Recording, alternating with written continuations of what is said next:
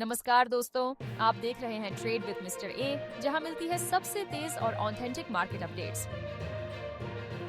चलिए शुरुआत करते हैं बाजार से, जहां आज दिखी एक मजबूत रिकवरी की लहर।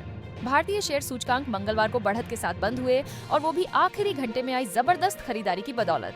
सेंसेक्स 270 अंकों की बढ़त के साथ 83,712.51 पर बंद हुआ। वहीं निफ्टी ने भी 61.20 अंकों की मजबूती दर्ज की और 25,522.50 पर आकर थमा, यानी 25,500 का स्तर फिर से पार कर लिया।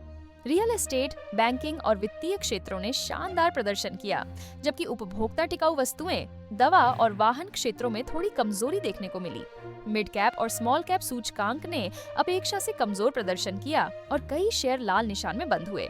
अब बात रुपये की, जिसने आज दिखाया अपना दम। अमेरिकी डॉलर की तुलना में भारतीय रुपया 16 पैसे मजबूत हुआ और 85 रुपये 70 पैसे पर बंद हुआ। इसकी वजह रही डॉलर में थोड़ी नरमी और विदेशी निवेशकों की स्थिरता। अब नजर डालते हैं अंतर्राष्ट्रीय खबरों पर, जहां डोनाल्ड ट्रंप ने दिया है एक और बड़ा व्यापारिक बयान। मंगलवार को व्हाइट हाउस में एक मंत्रिमंडल बैठक के दौरान अमेरिका के पूर्व राष्ट्रपति डोनाल्ड ट्रंप ने कहा कि उनके द्वारा भेजे गए टैरिफ लेटर्स ही वास्तविक समझौते हैं। उन्होंने कहा, एक पत्र का अर्थ है एक समझौता, क्योंकि 200 देशों को अलग अलग संभालना आसान नहीं है। लेकिन यही नहीं, ट्रंप ने दोहराया कि जो देश ब्रिक्स समूह के साथ जुड़ रहे हैं, उन पर 10% अतिरिक्त शुल्क लगाया जाएगा। उनका साफ कहना था, ब्रिक्स को डॉलर को कमजोर करने के लिए बनाया गया है, लेकिन दुनिया को याद रखना चाहिए, डॉलर ही राजा है। दुनिया की व्यापार से जुड़ी खबरों में कल से सिर्फ एक ही नाम छाया हुआ है, डोनाल्ड ट्रंप। मंगलवार को ट्रुथ सोशल पर पोस्ट करते हुए अमेरिका के पूर्व राष्ट्रपति ने घोषणा की कि नए व्यापारिक शुल्क टैरिफ अब 1 अगस्त 2025 से लागू होंगे, बिल्कुल बिना किसी देरी के।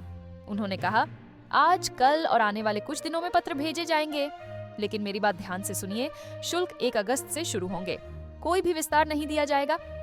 यह कदम कई देशों के लिए आर्थिक दबाव पैदा करेगा। आप क्या सोचते हैं? क्या यह निर्णय वैश्विक आपूर्ति श्रृंखला को बाधित करेगा? कमेंट बॉक्स में अपनी राय जरूर लिखें। आपके विचार कल के एपिसोड में शामिल किए जा सकते हैं। अब बात करते हैं उस खबर की जो म्यूचुअल फंड की दुनिया को हिला सकती है। जियो और ब्लैक रॉक का संयुक्त उद्यम यानी Jio black rock asset management Bharat के 92 लाख 2 लाख करोड़ के फंड बाजार में कदम रखने जा रहा है, वो भी एकदम नई और अनोखी रणनीति के साथ। ये कंपनी साल के अंत तक करीब 12 नए इक्विटी और डेट फंड लॉन्च करने की योजना में है। और सबसे खास बात, ये फंड पूरी तरह डिजिटल तरीके से बेचे जाएंगे, यानी कोई पारंपरिक डिस्ट्रीब्यूटर नहीं होगा। आप क्या सोचते हैं? क्या आप डिजिटल माध्यम से निवेश करना पसंद करते हैं, या आपको लगता है कि किसी वितरक सलाहकार की सलाह जरूरी होती है? अपने विचार हमें टिप्पणी में जरूर बताइए और हो सकता है हम कल के शो में आपकी राय भी दिखाएं। आगे बढ़ने से पहले अगर आप अभी तक हमारे चैनल को सब्सक्राइब नहीं किए हैं तो जल्दी से सब्सक्राइब कर लें, ताकि आप कोई भी अपडेट मिस न करें। टाटा सन्स के चेयरमैन एन चंद्रशेखरन ने कहा है कि पूरे टाटा ग्रुप में अब सुरक्षा को सबसे ऊपर रखा गया है। इंडियन होटल्स कंपनी की एजीएम में उन्होंने बताया कि टाटा ग्रुप ने एक विशेष समिति बनाई है, जिसमें समूह की बड़ी कंपनियों के सीईओ शामिल हैं और हर बोर्ड मीटिंग में सुरक्षा की समीक्षा की जा रही है। ये सवाल सामने आया था हाल ही में हुए एयर इंडिया हादसे के बाद। अब टाटा ग्रुप कोशिश कर रहा है कि ऐसा कोई हादसा दोबारा न हो।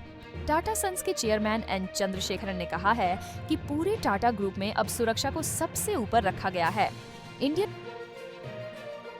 अब बात करते हैं एक देशभक्ति से भरी सकारात्मक खबर की। भारत की रक्षा क्षमताओं में एक और शानदार इजाफा हुआ है। रक्षा मंत्रालय ने पुष्टि की है कि विस्तारित रेंज वाली पनडुब्बी रोधी रॉकेट प्रणाली यानी ERASR का सफल परीक्षण INS कवरत्ती से किया गया है।